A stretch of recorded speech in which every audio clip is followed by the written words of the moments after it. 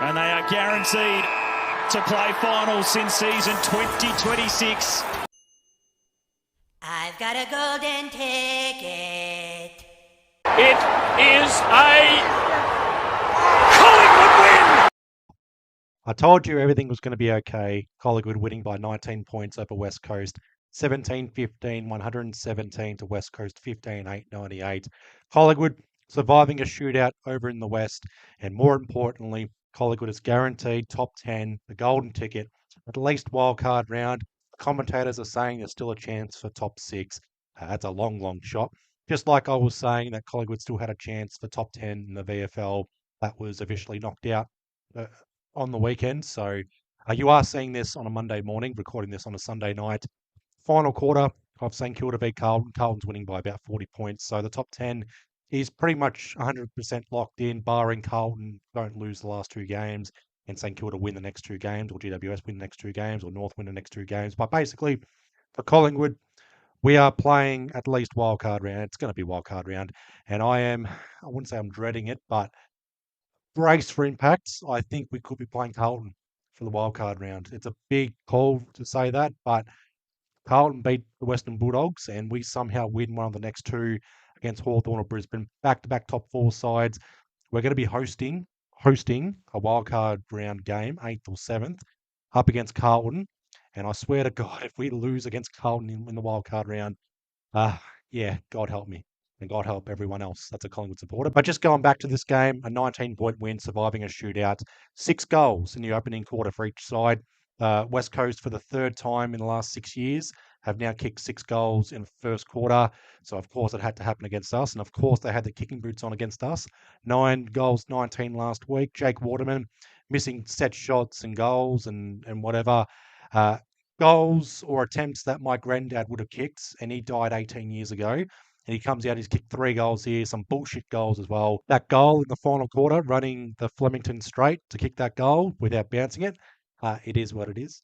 But being 5 goals, or 35 or 36 points up, almost late in the 3rd quarter, for West Coast to get it to within 10 or 11 points early final quarter, yeah, it's a bit disappointing there. It's a nitpick, I know, but for 9th v 16th, for us, we should have kicked on. But it's a fun shootout sort of game. And West Coast were able to get the early jump in the 2nd quarter. They got up to about 2 goals.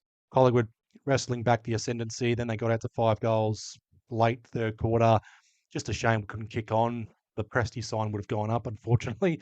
And I say unfortunately because I'm sick of getting that buffer and then the opposition clawing their way back, or we allow the opposition to get themselves back in.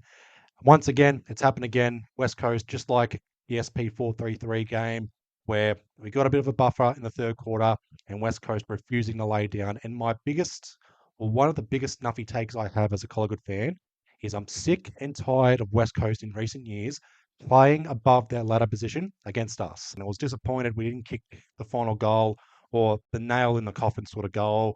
But we hang on, we win by 19 points, and we will not be taking on anyone outside the top 10 for the rest of the season. How far we go, that's up to us, or depending on who we face in wildcard round, or week 1 finals, or whatever the path is. Massive challenge, massive fortnight to end our home and away season, and then we'll see what our actual path looks like for the wildcard round in September and beyond. I'll get into the team stats straight away. -6 for disposals, but +14 for contested possessions. And it had to be the case against a young West Coast side. -9 for hitouts, but Darcy Cameron, in the end, well, our ruckman winning the hitouts to advantage in the end, 13-12. +11 for clearances. We had to win the basic stats, and we did that with the clearances. +11 for overall clearances, +5 for centre clearances, and +6 for stoppage clearances. +6 for tackles. West Coast bringing the pressure, the heat. They turned the chicken up, and of course they had to do it against us. 23-13 for tackles inside 50 Collingwood's way. Lockie Schultz, his pressure in the forward 50 was immense. Will Hayes as well. He didn't get a lot of the footy, Will Hayes, but his positioning and his pressure, particularly in the first half, was pretty good. Ned Long, his pressure around the ground was unbelievable. Ed Allen, his overall game was there, and it was the youngsters just being involved. They weren't having great games, but being involved and knowing when to take their moment or knowing what they had to do, that got us over the line eventually. The weird stats I found was minus 25 for marks, not in terms of, okay, we lost the mark count, but 60 marks for the entire game for Collingwood. And I did notice that halfway through the final quarter that we're not marking it as much. We're going down the line straight away, or we're playing that massive run and gun game. Our handballing leaves a lot to be desired, but it at least dried up or cleaned up after half time. But 60 marks for the entire game, 12 of those marks inside 50. So 20% or 1 in 5 of our marks were inside 50. That's a weird sort of ratio there. We did lose the contested mark count 6-10. The marks inside 50, 12-10 Collingwood's way, plus 12 for inside 50s. And just with our back line, it was leaky early on, but Billy Frampton stepping up after half time. Plus 3.5% differential for efficiency inside 50, 51.6% to 48.1% for West Coast. And again, we knew West Coast were going to turn it up. They're going to respond after last week. They were accurate. They were a lot more daring, a lot more attacking. I just hope West Coast get one more win. I don't care who it is, whether it's GWS or Hawthorn. For us, more ideal against Hawthorn, but Hawthorn, they don't lay down for bottom four sides. Maybe GWS, their season's pretty much done after losing the Gold Coast. But the goal efficiency, West Coast with the bragging rights there, if it's such a thing, this sort of game, despite their loss here, 26% for us. Pretty good, but West Coast, 28%. And I hate it because West Coast, they produce this bullshit against us, but then they'll go back to obscurity the following weeks. I want them to win one more game this year. And I want to see West Coast do well. They've been in the bottom four for 5 seasons now. At some point, it'll turn around. They've got the youngsters there. They've got the foundations for the rebuild, pretty much starting over again since sacking Adam Simpson. But it's going to take a few more years for them. Maybe they get that A grader in through the trade period or free agency, but it's a massive sort of call to make. And the oversight, who's it going to be? We'll find out in the off season or next year or the year after. That's for West Coast to figure out. For us, we're in the top 10. We've got a season to play out, and then we'll focus on the off season and our future. Just getting to the player stats, pretty obvious, the standouts here. Nick Dacos, 39 disposals. He was tagged by Brady Hoff. Wasn't really a hard tag like O'Shane Mullen hard tag on Nick Dacos. So Nick Dacos was able to roam around, do whatever he wanted. 39 disposals, 17 contested, a good goal in the second quarter, 10 clearances, 12 score involvements, 11 inside 50s. Surely, barring any crazy suspension or an injury in the next 2 weeks, or he doesn't play the last 2 weeks or whatever, surely 2026, the Brownlow medal goes to Nick Dacos. Fourth realistic attempt, Nick Dacos surely wins the Brownlow medal. But knowing me, being pessimistic or insecure about this sort of stuff, I need to be in this position where he's mathematically impossible for anyone to catch him to get the Brownlow. But we'll find out Brownlow medal night. Josh Dacos, tremendous game, 35 disposals, 12 rebound 50s, 8 score involvements, 6 tackles, and there's probably a few more stats I'm not mentioning, but Josh Dacos was immense. He wasn't tagged by Milan Murdoch, and I think West Coast missed a trick on that one. I'm putting Ned Long as my third best player. I'm not ranking him, but besides the Dacos brothers, I thought Ned Long and his pressure and his attack around the ground, he wasn't named in the match report in the best on ground, but I'm putting him in my best on ground. Not a Brownlow vote sort of game, but 25 disposals, 14 of those contested, 8 clearances, 7 tackles. Just his attack and his dare and his want and his pressure around the ground.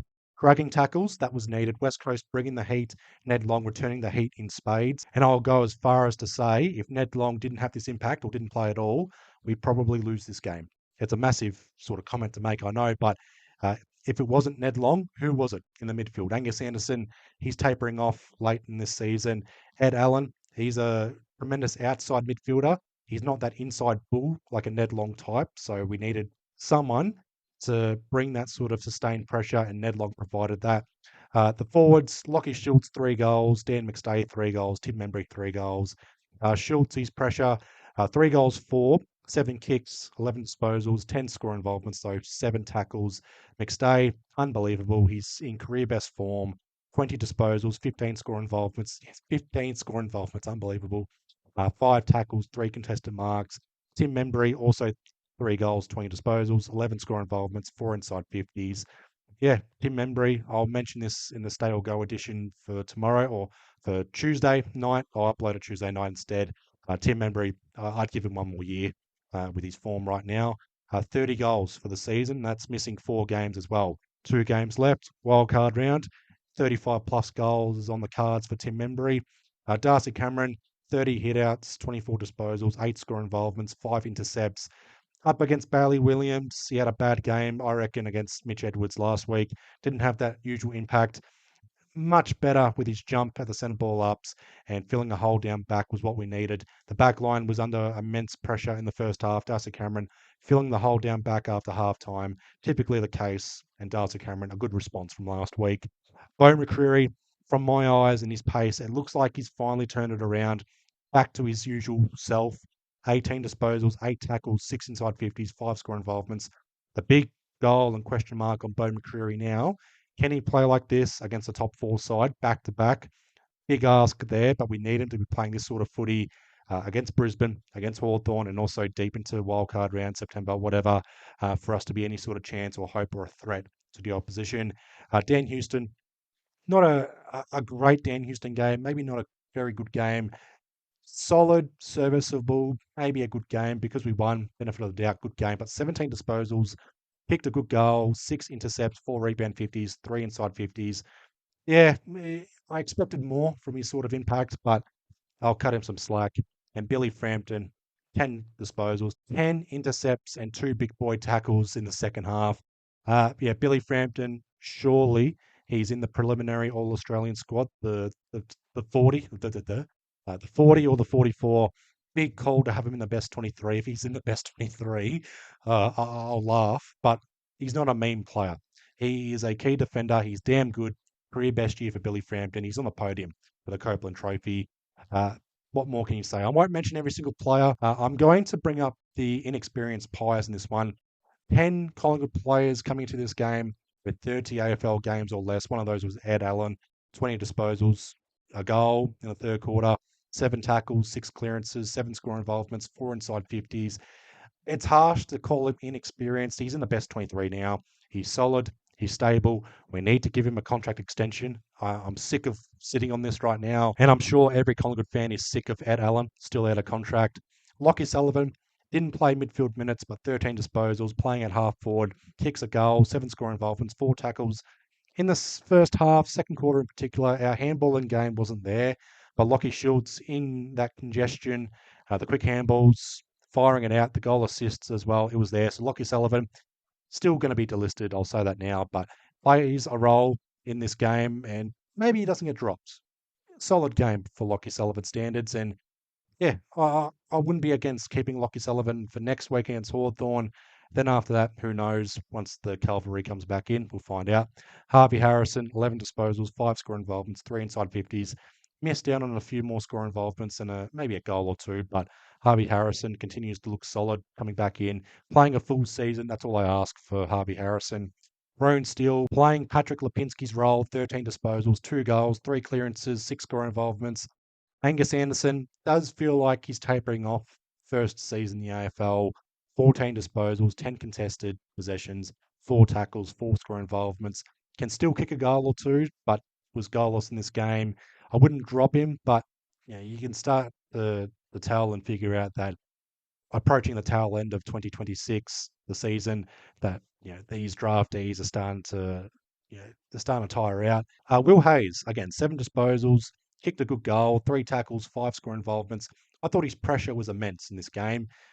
Not sure if he still plays on next week, but we'll find out. His pressure around the ground was there. The one player that could be dropped is Charlie West. 2 disposals, 2 tackles. Jack Buller's got his kicking boots on in the VFL. He needs to sign a waiver to guarantee he's got his kicking boots on if he's recalled to the AFL.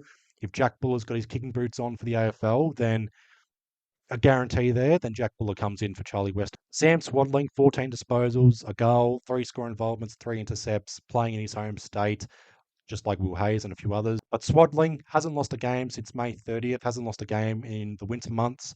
Got to keep him in because he's our lucky charm. And I'll round this out with the key defenders. Liam Puncher, 7 disposals, 4 tackles, 3 intercepts, 2 rebound 50s. Immense in that final quarter. The hand of God.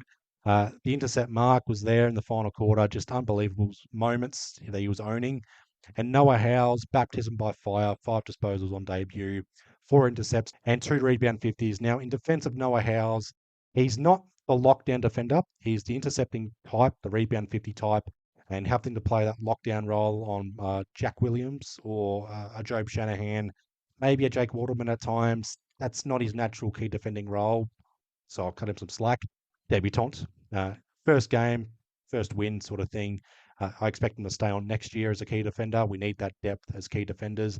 But Noah Howes, he's going to likely keep playing next week and the week after. He's going to likely be exposed, but without Jeremy Howe, what other options do we have? No Darcy Moore, no Reef McInnes, Joel Cochran. He'll be coming back from a concussion. Yeah, we'll figure it out. But we sit here in the top 10, cemented once and for all. 19-point win over West Coast. Leave your comments down below, your thoughts on the game. Yeah, not as detailed or in depth uh, regarding the game review overall. The stats mentioned, the team stats mentioned, just, yeah, Sunday nights, just getting it out of the way. Then hopefully back to normal service next week. Hawthorn, Saturday night MCG. The following week, Brisbane, Friday night MCG. The morning after, I'll do the recording of the reviews and then upload it the same day. Yeah, VFL season's over, but next week, the AFLW season starts. The VFLW Pies are back from their bye. So 4 Collingwood games on Saturday. VFLW in Port Melbourne. The VFL final game of the season in Port Melbourne. AFLW, Collingwood takes on Richmond, and then Collingwood takes on Hawthorn. Saturday night MCG. We'll make an Instagram post Monday night about the 4 games. I'll mention it in the preview to Hawthorn. But on Tuesday night, I'll upload the Collingwood Stay or Go uncontracted players for August 2026. And there won't be many 50-50 calls on certain players. We're in August. We've got a clear understanding on who's going to get delisted or who stays on or who gets traded or who retires. But it's all to watch this space still. And then Wednesday will be the round 23 preview to Hawthorn. And then Thursday night, team selections final word. But you'll figure it out during the week. Any updates or any changes, you'll hear from me first. Yeah, that's all for this video. I'll leave you guys all to it. I hope you guys had a good weekend and I hope you guys have a good week. Please be well, please be safe, and I'll see you guys Tuesday night for the Collingwood Stay or Go edition. Up the Pies.